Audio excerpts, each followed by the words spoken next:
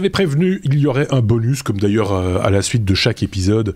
Ça devient une tradition maintenant. Peut-être que vous n'avez pas encore vu l'épisode 323. Je vous conseille d'aller le regarder. Pas de raison de filer maintenant. Vous pouvez d'abord regarder le bonus et ensuite l'épisode. Si ça vous chante, vous faites exactement ce que vous voulez. Si j'en parle, c'est simplement savoir si vous connaissez déjà les chroniqueurs que vous allez entendre et voir éventuellement pour ce bonus 343. Il s'agit d'un côté d'Aurélien. Salut Aurélien. Et de l'autre de David. Salut David. Évidemment, pour un bonus, on ne traîne pas. On va pas faire un bulletin météo comme on l'a fait pour l'épisode. On n'a pas le temps. On n'a que 15 minutes devant nous. Et il y a 2-3 petits trucs à dire. On va commencer, je sais pas avec qui d'ailleurs, on va commencer par parler d'un chèque de Steve, un chèque qui a pris une certaine valeur apparemment, Aurélien. Ouais, ça me fait vraiment marrer de parler d'un chèque dans un podcast animé par des Belges, parce que je sais que vous êtes pas des fanats du chèque. Il n'y a plus. Oui, on a retrouvé un chèque de notre ami Steve, qui avait en 1976 établi un chèque avec de sa boîte l'Apple Computer Company, ouais, qui a été émis le même mois que la fameuse démonstration de Wozniak sur l'Apple 1. Et donc ce chèque aurait servi à payer l'assemblage des quelques Apple 1 qui auraient servi juste après la démonstration. D'accord. Donc ce chèque est en bois. Est vendu aux enchères. C'est un chèque en bois. Oui, je pense que vous pouvez plus l'endosser. C'est mort. Ouais. Donc vous avez jusqu'au 18 mars pour l'acheter. Il est déjà à $40 000, donc bon, bah... il a pris de la plus-value, parce que c'était un chèque de $3 430, tu ne l'as pas précisé. Exactement. Oui, exactement. Donc, et donc, ce chèque fait partie d'une vente qui permet d'acquérir des objets qui retracent l'histoire un peu d'Apple, de Steve et d'autres. Il y a notamment des cartes de visite de Steve Jobs. Si vous voulez une petite carte de visite de Steve Jobs, ça me ferait du... Je pense qu'il y en a, j'en connais, il y en a même dans l'équipe qui achèteraient ça et qui l'encadreraient dans leur bureau. Donc, je ne sais pas, non, pas moi en tout cas. Non, très pas toi. Oh non, rien à foutre. Moi non plus. Pied, moi. Non, je n'ai jamais caché que j'appréciais les produits Apple, mais j'aime les produits quand ils sont bons. Mais je ne suis pas un fan de Steve Jobs, soyons très clairs. Voilà. Mais peu importe, mais okay. Voilà, bon, sans doute que d'autres vont acquérir ce genre d'objet, parce qu'il y a toujours c'est le culte de Steve Jobs. Moi, je ne suis pas dans ce trip-là du tout, et je pense qu'il n'y a aucun chroniqueur dans l'équipe qui est dans ce trip. Soyons très clairs. Mais voilà. Par contre, une poignée de main, mais c'est à titre posthume, tu vois, une tape sur l'épaule, machin, etc. Pourquoi pas boire un verre avec Steve Wozniak, puisque lui est toujours de ce monde, heureusement. Voilà, pourquoi pas, mais parce que c'est des gens qui sont pleins d'anecdotes, évidemment. C'est ça qui est gai. Mais pour le reste, voilà, je ne voue pas de culte à Steve Jobs. C'est tout. C'est une brève, hein. Oh, ouais, t'as raison, t'as tout à fait raison. Bien sûr. David, on parle de Fitbit. Fitbit qui rappelle 1 million de montres, la fameuse montre Fitbit, le tracker d'activité Fitbit que tout le monde connaît, suite à des brûlures de poignets. Explique-nous ça. Oui, le modèle Ioniq, qui a un rappel, ça concerne 1 million de montres sur le marché aux États-Unis. Et apparemment, il y a plus de 600 000 montres sur le reste du monde également. Il y a eu 78 rapports de brûlures au poignet et plus de 100 rapports de surchauffe de batterie lithium-ion. Ah oui. Et donc voilà, Fitbit va rembourser $299, $299 les propriétaires de montres Ioniq.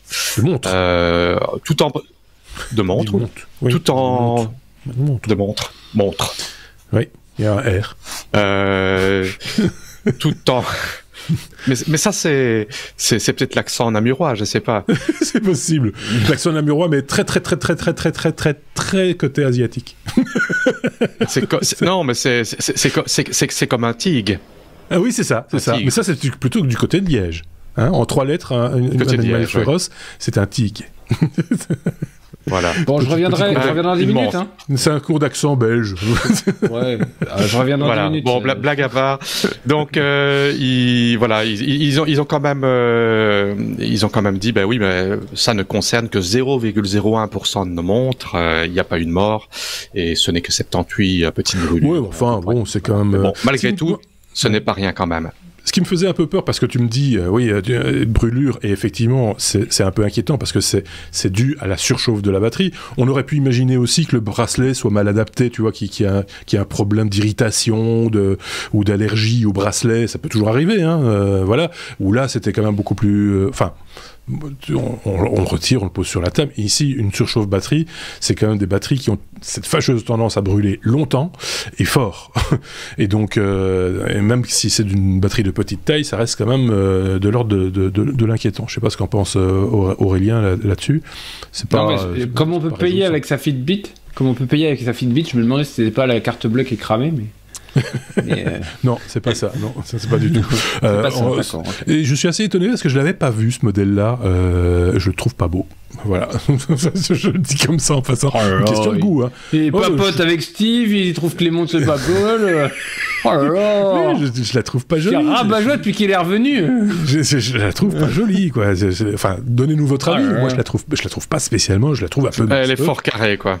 Fort carrée, quoi. On dirait la montre. Vous voyez les montres digitales du début des montres digitales, quoi, dans les années. Ah, ça y est, on est Casio. On est bienvenue chez Casio. Voilà, exactement. Je pense qu'il doit y avoir une Casio qui avait cette forme-là à une certaine époque. Mais quand tu vois un objet un peu vintage, ok, tu te dis voilà, c'est sa forme, ça fait partie de l'objet. Ici, quand c'est un objet moderne, ça fait cheap. Enfin voilà, c'est genre les Walkman, quoi.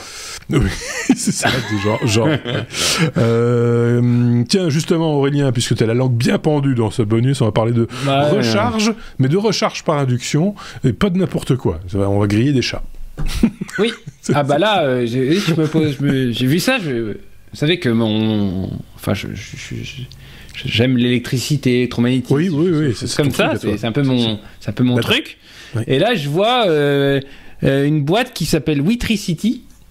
Boîte américaine, qui sort un produit qui s'appelle le Wetricity Halo Charging, et donc qui est grosso modo un tapis induction que vous allez pouvoir poser chez vous ou que les villes vont pouvoir dans votre garage ou que les villes vont pouvoir mettre dans les places de stationnement. Ce qu'on n'a pas dit, c'est que c'est d'une recharge par induction de batterie de voiture, pas de smartphone ou de montre connectée ou autres petits objets de ce genre-là. Non, ici il s'agit vraiment de faire cuire un œuf dans votre garage. Ah bah là tu prends une plaque à induction, non mais 11 kW, ça recharge les voitures à 11 kW.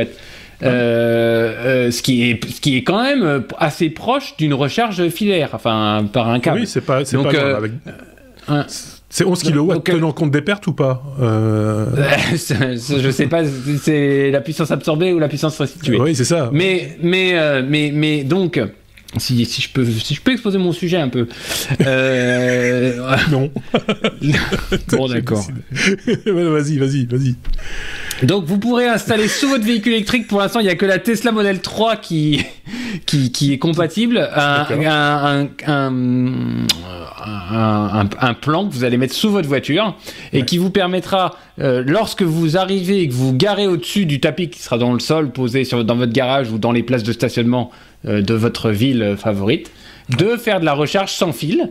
Moi je trouve ça super technologiquement super intéressant. Beaucoup plus discret que les bornes qu'on voit. Tiens, je l'ai dit dans l'épisode, je suis parti en vacances. Vous verriez sur les aires d'autoroute les places de stationnement pour recharger les véhicules électriques, et l'énorme transfo. Mais un container, le truc. Bah, l'énorme transfo à côté pour fournir en courant et en les recharges, c'est assez impressionnant. Enfin, moi, j'étais assez surpris par ça. Donc, c'est le futur de la recharge du véhicule électrique. Je pense que ça pourra être plus esthétique et ça vous permettra de se passer de câblerie, de connectique qui parfois sont source de problèmes. Mais le tapis, il faut l'alimenter quand même. Ah bah bien sûr. Oui, on est d'accord. Tapis magique, donc il faut toujours les transfos, il faut toujours des câbles et il y a une efficacité qui est moindre que du câblé. Oui, mais on les manipule si on marche pas. dessus, on a le smartphone qui explose. Oui. Par contre, tu vois, si tu veux faire une petite sous-soupe, tu viens avec ta casserole prévue pour les plaques à induction, ça va aller. Là, c'est bien. Voilà. Je pense qu'il y a beaucoup de Vinelifers qui vont se faire à cuire manger comme ça. Ne crie pas, c'est bon, t'entends bien. Il y a beaucoup de ceci étant dit, je me demande si c'est vraiment intéressant, parce qu'on l'a dit, on le sait, il y a des pertes en induction qu'il n'y a pas en filaire, forcément. Est-ce que c'est vraiment écologique, cette histoire-là? Ça, c'est une première question que je me pose. On n'aura pas la réponse aujourd'hui, soyons clairs. D'une part, et d'autre part, il y a cette problématique que tous les conducteurs de véhicules électriques connaissent aujourd'hui, c'est justement la place occupée par un véhicule à combustion. Parce que les gens qui ont encore des voitures qui font vroom vroom, on s'en foutent un peu de savoir que pour quelqu'un qui a une voiture électrique, c'est important de pouvoir se garer près de la prise. Et donc ici, en l'occurrence, près du tapis. Donc voilà, quid de ces sur le tapis. Sur le tapis. Donc quid de ces deux conditions-là, voilà. Ouais, c'est la question. Et il y a des boîtes qui se penchent là-dessus. C'est une bonne chose, c'est bien d'y penser, mais je pense qu'il faut aussi penser un petit peu écologie, un peu sécurité et un peu ergonomie dans tous ces trucs-là. Mais bon, voilà, on ne va pas régler le problème ici tout de suite comme ça non plus. On a encore un sujet dans ce bonus à vous proposer, bonus qui, comme toujours, ne fait qu'un maximum de 15 minutes. C'est un sujet Wi-Fi. Wi-Fi sans fil, quoi. Le premier produit sous la norme Wi-Fi 7. David. Voilà, donc le premier produit Wi-Fi 7 a été annoncé au MWC, donc le salon qui a lieu pour l'instant. Qui a eu lieu. Qualcomm a révélé qui a eu lieu, oui, qui vient de finir, voilà, qui vient de finir. Qualcomm a révélé donc le chipset Fast Connect 7800, qui est le premier produit qui contient un support Wi-Fi 7 ainsi que Bluetooth 3.1. Ils annoncent une vitesse qui monte à 5,8 gigabits en utilisant une bande passante de 320 MHz sur le 6 et sur le 5 MHz, sur les bandes de fréquence 5 GHz et 6 GHz. Oui, c'est ça. Avec la possibilité d'utiliser soit une bande de 320 MHz de bande passante ou deux bandes de 160 MHz. En mode sur la bande 5 GHz uniquement. C'est réduit à 4,3 gigabits, ce qui est très bien. On parle d'une latence encore plus basse, de 2 millisecondes. Il y a pas mal d'avancées pour ce qui est du Bluetooth, une latence audio plus faible, ce qui est très important pour quelqu'un qui voudrait être musicien. Et par exemple, on peut pas jouer du piano en Bluetooth si on a un délai de 20 millisecondes. Bien sûr, c'est juste impossible. C'est impossible. Voilà, il y a plein de choses très intéressantes dans ce chipset, mais la nouvelle que je voulais épingler, c'était le Wi-Fi 7 qui monte le bout de son nez. Déjà avec le Wi-Fi 6E qui est en cours d'approbation finale.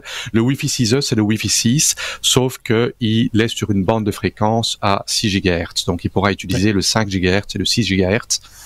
Et l'avantage, c'est que c'est une bande de fréquence n'étant pas utilisée, qui est libre, et ça permet d'avoir moins d'interférences quand on est dans des zones très peuplées où il y a beaucoup de gens qui ont le Wi-Fi. Et comme c'est à 6 GHz, ça transperce moins les murs que le 5 GHz, et donc entre voisins, on ne se pollue moins les uns les autres. Par contre, quand on a une grande maison, il va falloir faire du mesh, des répéteurs et des trucs comme ça pour arriver à avoir du réseau dans toute la maison, si on veut du réseau Wi-Fi partout. Oui, et avoir du double ou triple band et avoir du 2.4 GHz pour que quand on est un peu plus loin, un peu moins rapide, mais avoir une plus grande couverture. Ouais, c'est ça. Ok, bon, ce sera pas pour tout de suite, c'est pas parce qu'on en a parlé et que ça a été montré au Mobile World 2024. Voilà, il va falloir attendre au moins 2 ans, donc un peu moins de 2 ans. Donc voilà, on aura certainement l'occasion dans un prochain épisode de parler d'autres nouveautés qui ont été présentées au Mobile World Congress, qui s'est bien réinventé, paraît-il, cette année 2022, après la période de pandémie, vous le savez, c'était un petit peu compliqué. Là apparemment, c'est bien reparti. Moi, j'ai vu quelques news. Ça ressemble de plus en plus à un petit CES européen. mais on aura l'occasion, je pense, d'en reparler. Merci à tous les deux. Merci Aurélien, merci David. On va se retrouver certainement très bientôt pour un autre épisode. Moi, c'est sûr, ce sera avec d'autres chroniqueurs la semaine prochaine, évidemment, pour un nouvel épisode. Merci de nous suivre comme toujours. Merci également de nous laisser des commentaires. Merci de partager ces contenus avec vos amis. Plus on est de fous, plus on rit. Passez une très bonne semaine. Prenez soin de vous, prenez soin des autres. À très bientôt. Salut.